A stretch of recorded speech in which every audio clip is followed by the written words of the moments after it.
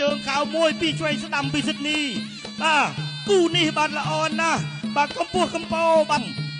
ញាក់មួយសិទ្ធនីហក់ចូលទឹកមកជើងថែមមកជើងហក់ចូលថែមមកដៃ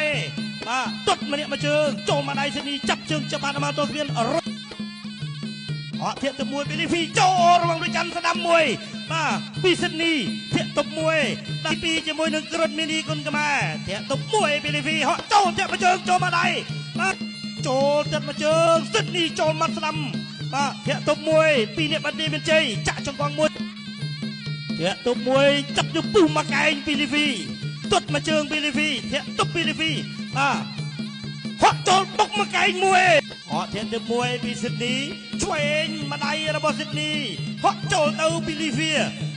លីហ្វីព្យាយាមចាប់អបរុញពីចូលម្ដាយស្ដាំឆ្វេងស្ដាំមកពីសងមកវិញពីលីហ្វីបដូរដៃគ្នាត្រង់នេះហើយចាប់អបចូលមកឈ្នះកីឡាករបង្គោលខៀវដោយពុនទុលទ្ធផលពេញ3ទឹកបានយ៉ាងសុខស្មាញឃើញតាបាទជ័យជំនះបានទៅលើកីឡា